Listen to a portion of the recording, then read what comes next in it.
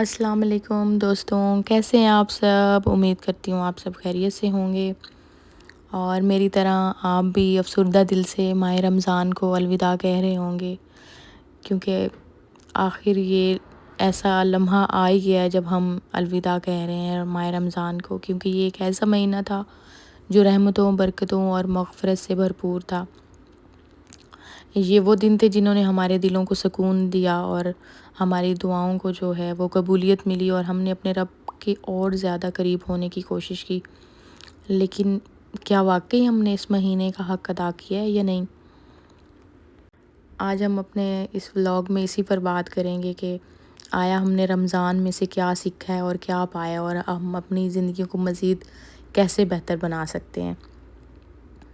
سب سے پہلے تو ہم بات کریں گے ان خاص لمحات کی جو ماہ رمضان میں ہم نے محسوس کیے۔ سحری کی وہ خاموشی، وہ سکون، افطاری کی وہ ایک خوشی جو ہم محسوس کرتے ہیں، گھر میں ایک رونق ہوتی ہے۔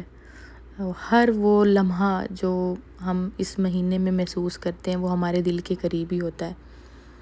تو سوال یہ پیدا ہوتا ہے کہ کیا ہم اپنی ان تمام عادتوں کو جو ہم نے ماہ رمضان میں انجام دی ہیں، کیا وہ ہم اپنے آئندہ پورا سال بھی ان کو کنٹینیو کریں گے، یا بس جسٹ رمضان کی حد تک تھا اور آگے مزید ان چیزوں کو لے کے چلیں گے یا نہیں چلیں؟ کیا ہماری نمازیں جو تھیں، ہماری دعائیں اور ہمارا صبر ویسے رہ سکتا ہے یا نہیں؟ ہم اس کو آگے بھی کنٹینیو کر سکتے ہیں یا نہیں؟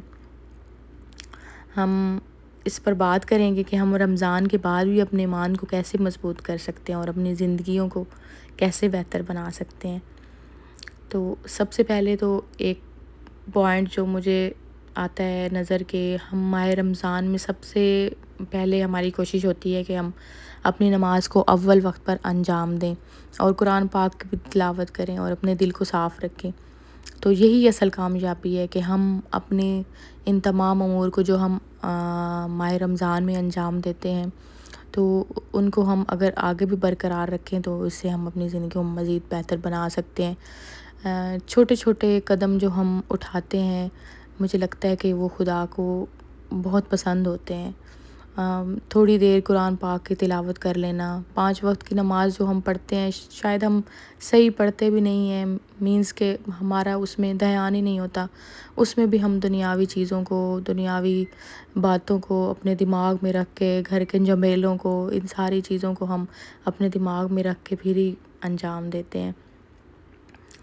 لیکن خدا کو ہماری ان عبادتوں کی ضرورت تو نہیں ہے، لیکن ہم اپنی ایک حاضری لگانے کے لیے اللہ تعالیٰ اور اپنے دل کو سکون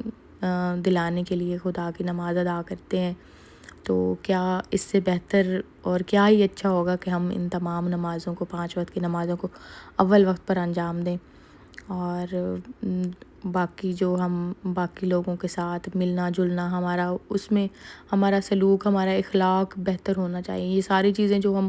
انجام دیتے ہیں وہ خالصتاً خدا کے لیے دیتے ہیں، نہ کہ ہم کسی اور کے لیے کر رہے ہوتے ہیں۔ اس میں ہماری نیت میں جو ہے وہ ہماری صاف ہونی چاہیے۔ تو یہ ایسی چیزیں ہیں جو انسان کو بہتر بنا سکتی ہیں۔ اللہ تعالیٰ کو ہمارے یہی چھوٹے مگر مستقل جو اعمال ہوتے ہیں نا، وہ اللہ تعالیٰ کو پسند ہوتے ہیں۔ تو آج ہی اگر ہم یہ نیت کر لیں کہ ہم رمضان کے بعد بھی اپنی زندگی کو ویسا ہی خوبصورت بنائیں کہ جیسا ہم نے اس مہینے میں بنایا ہے، تو آئی تھنک ہم اپنا ایک جو رمضان میں ہم ایک بناتے ہیں شیڈیول اپنی عبادت کا، اپنے اعمال کا، تو آئی تھنک بعد میں بھی ہم ایسے ہی کر سکتے ہیں۔ تو اچھا جی، آج ہم تمام جو یہاں پہ فیملیز ہیں تو انہوں نے ڈیسائیڈ کیا تھا کہ بھئی 1 ڈش جو ہے افطار پارٹی جو ہے وہ کریں گے، اور مون سائٹنگ بھی کریں گے، اور باہری سب اپنی اپنی ایک 1 ڈش بنا کے لائیں گے اور وہاں پہ ہم مل جل کے کھانا کھا لیں گے۔ بس یہ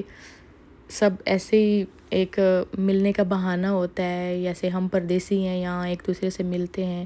بیٹھتے ہیں ایک دوسرے کے ساتھ، اچھا ٹائم گزر جاتا ہے، تو یہ ہمارے دلوں کو سکون دیتا ہے۔ گھر سے دور ہوتے ہیں تو شاید ایک دوسرے سے مل کے یہی وہ چیزیں ہیں جو ہمارے دلوں کو سکون دیتی ہیں، اور ہم اچھے رشتے جو ہیں ہمارے ارد گرد ہوتے ہیں، اور ان سے ہم